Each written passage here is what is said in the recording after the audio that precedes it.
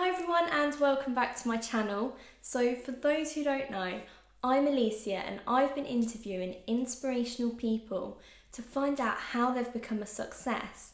Now this week I interviewed Monster Girl, model and social media influencer Giorgia Davies. Here's how it went.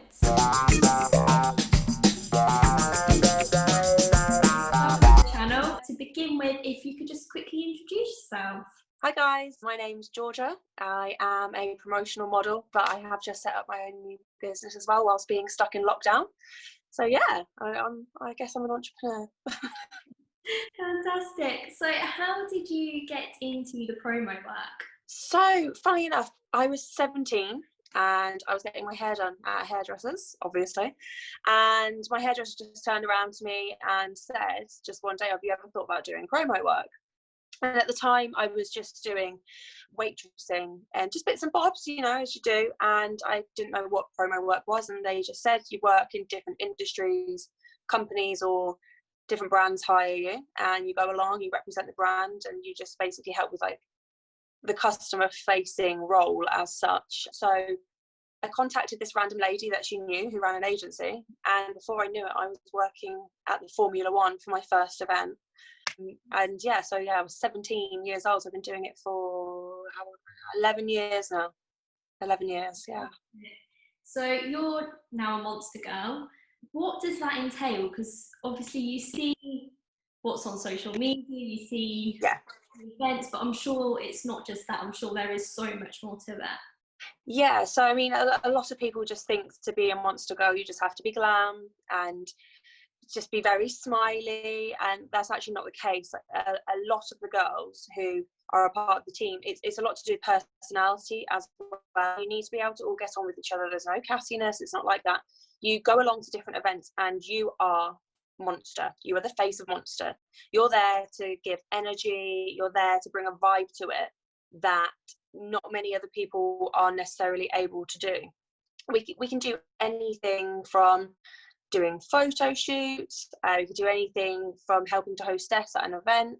But I think the honour in it as such that some people find is that you are representing a massive company, it's a global company, and you're being chosen to go to these elite events to represent that brand.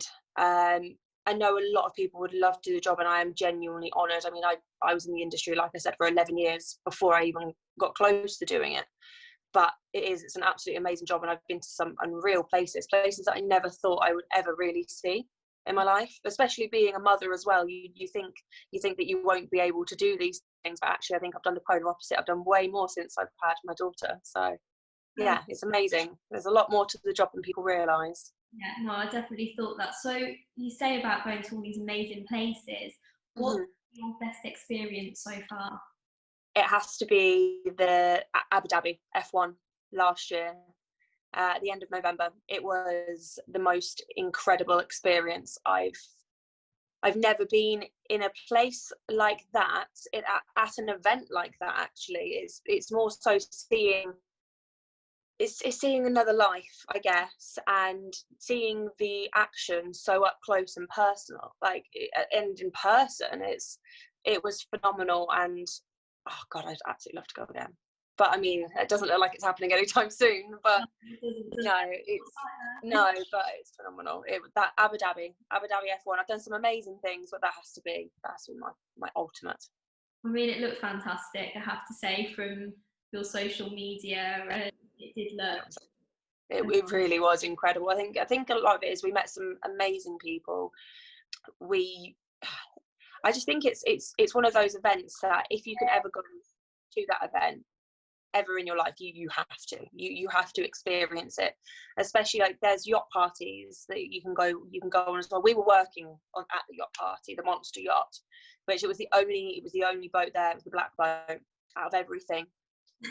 Bright and luminous green lights, and it definitely made a statement. But no, we met some amazing people, and we've definitely got some stories to tell, I guess.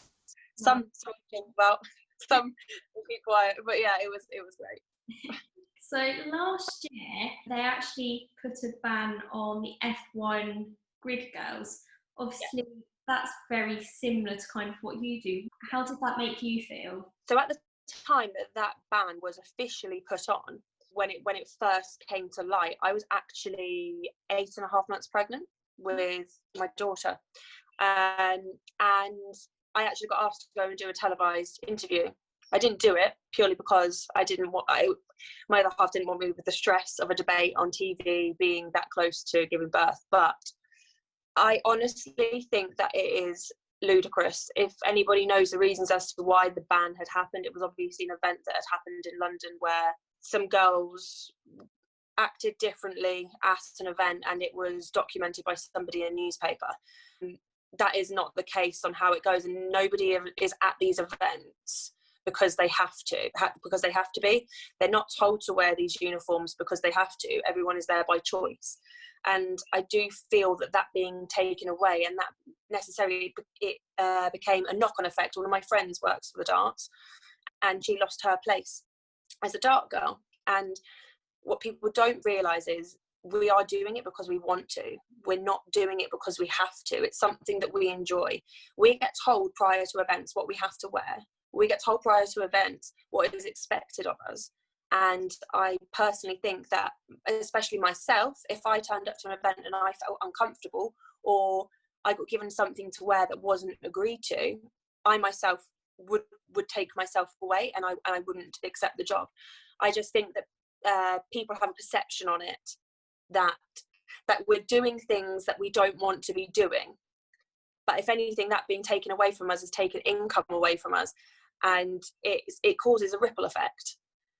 You could say anything about what they always say about grid girls. Why do they have to dress provocatively? Why do they have to wear this? Why do they have to wear that? You could find X, Y, and Z amount of women in an office that wear tight clothing, that actually wear clothing sometimes that is very similar to what I've worn on the grid. Last season, I wore a yellow dress, and it was a 50s style dress past my knee.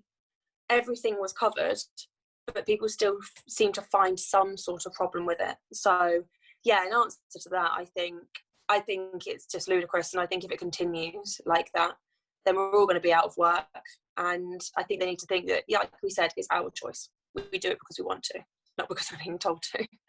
Which is crazy, especially when like you look at it like that and hear you talking about it. Yeah, it's crazy, isn't it? That it's. I think so many people. I've had abuse off people online. I've had people. When that happened, I did a Facebook status about how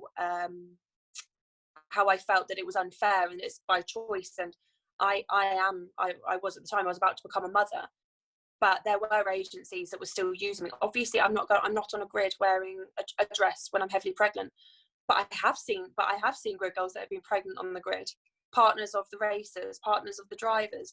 And I just think everyone's always got something to say about it. I had people saying that I'd be a better example for my daughter if I was in a different career, or my soon-to-be daughter, and I've had awful things said. But at the end of the day, I think if anything, my child's going to be proud of the fact that I've done something that I really wanted to do. I've gone to some amazing places, and I've also managed to smash it all at the same time as being a mum. And I think a lot of people think, like, when you have a child, you can't achieve necessarily the things that, say, single women can, or childless women, or childless parents. But actually, I feel like I'd like her to look at what I have done and what I do as the fact that I've managed to do it all whilst having a child, whilst having now a husband, and just it is achievable. But I just think everybody needs to be a lot more open-minded to what people's career choices are. Yeah. We're not stupid. I have a degree, so it's just, if anything, I think the people who are stupid are the ones who are questioning it and feel that they are more superior than others. Definitely. So how do you overcome them people who are giving you such negativity online? How do you get through that and carry on? I think the first time I experienced it was somebody commented on one of my pictures on social media and said, "Ew, look at her nose. She looks like an alien." And I remember that so vividly because that gave me such a complex afterwards for such a long time. But now, when anybody says anything negatively, I genuinely just look at it and just think, you don't know me. You've taken the time out of your day to try and spread some negativity. I know, and now I know I am comfortable in myself, and they must be uncomfortable in themselves to have to spread some sort of hate around the internet. And at the end of the day, it is somebody that is behind a phone or behind a computer, behind a keyboard. They shouldn't be having this much impact on others, and that's why I always try, when anybody's negative to me, I always say thank you, thanks a lot, thank you for that comment, I really appreciate it. Now go back to your day spreading more hate. Like I don't understand that, and I've never understood that. When you can lift people up, why try and tear them down? I just don't get it. Right, I'm with you on that one. So you're also an actress. Yes. Do you think being an actress helps with modelling, helps with promo work, because you kind of know what people are looking for? You can kind of do a bit of acting to get there. Do you get what I mean? Yeah. So I feel like I do feel like maybe training in acting has benefited me in some ways. Not necessarily to act the way I need to be in front of people, not like that, but I put myself, I think I'm quite good at putting myself in other people's shoes and maybe trying to understand the situation a little bit more. I feel like when I went to university, what I did, and when I trained in acting, I learned about how to read the psychological side of like conversations with people. It was actually, that was in one of our, like, well, quite a few of our lectures, learning the psychological and physical attributes of people and their reactions and reading them. I think acting gave me more confidence, definitely. I think the confidence side of things, yes. I feel like I can carry conversations with the right people. I know how to hold myself. But I also think that actually entering the promotional world made me a hell of a lot more confident than acting, because I was being thrown into situations with people of all walks of life where I had to deal with positivity and negativity. Some people on events being necessarily rude to you, and other people on events, people like, I don't know, celebrities. You try and hold yourself differently. But I do think my confidence came through promotional work, because when you're acting, you're being somebody else. When you're doing promotional work, you're being yourself. At the end of the day, you are carrying yourself, and if you portray yourself incorrectly, you're out of the game. So, Right, that's very true, and thank you for that. Moving on, you've recently started your own business. yes. Doing very well. So, Tell us more. yeah. So, basically, when lockdown began, obviously I work in the events industry, and there is no events. We're all in lockdown. And when that happened, it was quite worrying, because I've spent the last few years, and especially the last year, traveling a lot, especially, like I said, with Monster. Luckily, Monster had been paying, they've been paying us towards doing social media posts and doing content creation for them. But that aside, that still isn't the amount of income that I guess I had been used to. So I sat there and I was going through all the things I'd done in the past, and I'd worked in the hospitality industry for ages. I've worked in the catering industry. Not many people know, but I've done so many jobs in the catering industry. And I sat there and I thought to myself, while you're in lockdown, takeaways or certain businesses are so limited on what can be, what you can receive. So I thought to myself, what would I like to come to my doorstep? And I was like, I don't want to have to go to the supermarket for birthdays that are coming up if I can order something to come to here. And yeah, I created Nibbles. So Nibbles is, it's a delivery service in my local area. It's up to about 25 miles I travel, and I take bespoke boxes to the doorstep. So it can be anything from breakfast or brunch in bed. It could be an afternoon tea box, which we just created not yesterday, the day before, and that's gone crazy busy actually. Everyone seems to like afternoon tea. I wasn't aware of that. Hello Sweetie, which is like a big box of cakes, and that's actually been really popular. But what I've loved most about it is almost every delivery I've been doing has been a surprise. So I've been going to people's doorsteps and just knocking, obviously stepping back for social distance, and just saying, like, this is a gift from Bob, and he just wants to say happy birthday, and it's just lovely. It's really, really lovely. Especially, do you know what, my busiest day was Father's Day. And obviously I have my husband and I've got my dad as well, and I was sad that I didn't get to be there like for the main part of the morning because I was off. I had altogether, I think I had 23 deliveries over the course of 2 days. And but do you know what was so lovely? Seeing the dads getting the boxes, it was so sweet. And then I came home. I didn't actually get. Do you know what's bad? I didn't make boxes for my dad or my husband, but they got McDonald's, so I brought them at McDonald's home. But yeah, it's going really, really well. It's just something that I've always thought about, and I think I've just used the perfect opportunity to just bring some little smiles, I guess, to other people. And I've actually got a couple of surprise ones coming up this week that their friends don't know about it, and because they're away or they haven't seen each other. So yeah, I'm very excited to get them out. I think it just feels a little warm and fuzzy. Sounds really lovely, and like especially the surprises. Like I knew you were doing surprises, but I didn't know about people doing it for surprises, and that is so lovely.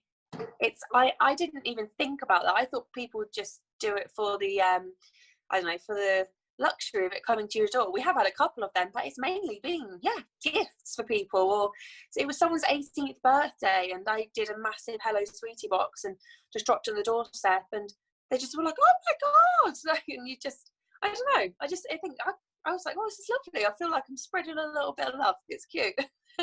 Very cute. So where do you see Nibbles going? I mean, after we're back to normal, you're back to your full-time job. Yeah. How do you think you're going to cope with it all?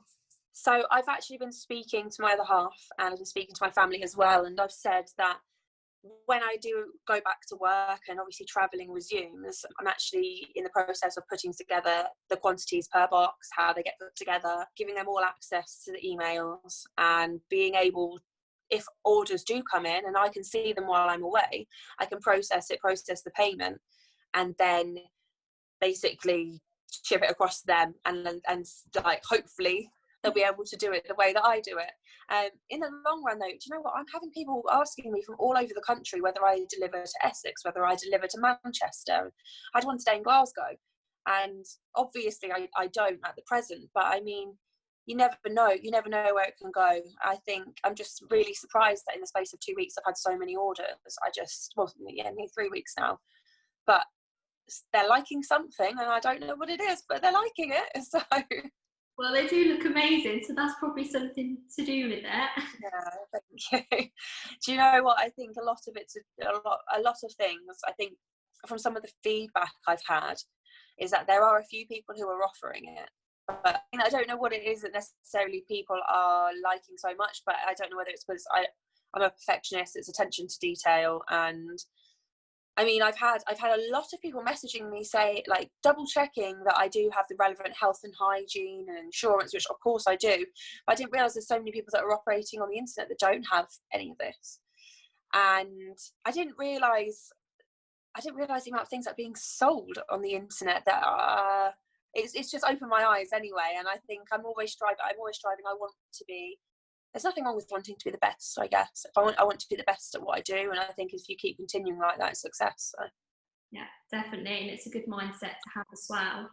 Yeah, definitely. So what are your plans for the future? I mean, you've got a beautiful little girl. I mean, my husband would like me to say another baby, but that's a arguable subject, I say. But well, our goal is to buy the dream house next. That's what I want. I want to have that, but I'd like to continue doing what I'm doing with different companies and traveling. I'd like to continue. I really enjoy events work, and you know, a lot of it is to do with the social aspect. I get to see the girls. I get to spend time with them. But I also really would like to build this and see where Nibbles can go. I really would like to build it. I'd like to have that sense of security before I bring another little one into the world. But I'd like to build. I just like to build. I at the minute, I can't really say where I want to be, but I'd like to be successful in whatever I do choose. And if it's Nibbles, great. If it's events, great. But we'll see. Fantastic. So my final thing is I've got 10 very quick questions for you. Yes. So, are you ready? Yes. Question number 1, cocktail bar or nightclub? Cocktail bar. Best place you've travelled to? Abu Dhabi. Worst mistake? Worst mistake? Yeah. Oh God. Being too hard on myself and judging myself far too much to the point where it made me so negative. So that's my worst mistake, being too negative. Best part about being a mum? Waking up and seeing her smiling every day. Porn star martini or pina colada? Porn star martini. Film or series? Oh, that's a really hard one. Film. Chocolate or a healthy snack? Healthy snack. Acting or modelling? Acting. Do you believe in beauty sleep? Do I believe in beauty sleep? Yes, I do. I don't get enough of it though.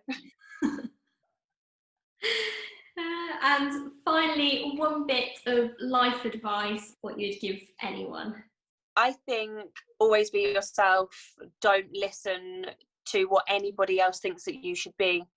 I went through life trying to please everyone, and I'm still at the beginning of my life, but I went through it trying to please everybody, do what's right for you, and just believe in yourself. You can't be loved by anybody else until you love yourself. So yeah. Very true. Well, thank you very much. All right, no worries. Thanks for having me. Now, I hope you all enjoyed that interview with Giorgia. I know what I learnt and what stood out for me was when Giorgia was talking about the views of the grid girls, but we heard it from an actual grid girl. Her views, it's not all what people think, it's not what the social media makes out. And that's so important for all of us to know. Now, the other thing that stood out for me was about Giorgia starting her own business. She researched what she wanted to do. She thought, what do I want delivered? And she went and did it. And even though she might be really, really, really busy with work, she's still gone and done something else so that she can be a success. You can follow Giorgia at the links here. If you have someone that inspires you, comment below. I'm always so interested to find out who others find inspirational. Likewise, if you have an inspirational story to tell, comment below, drop me a message on social media, or even drop me an email. On Sunday at 4 o'clock, I'll be speaking with Johnny Depp's bodyguard, Malcolm Connolly. If you've enjoyed this video, give it a comment below, give it a thumbs up, and don't forget to hit subscribe. See you all on Sunday. See you later.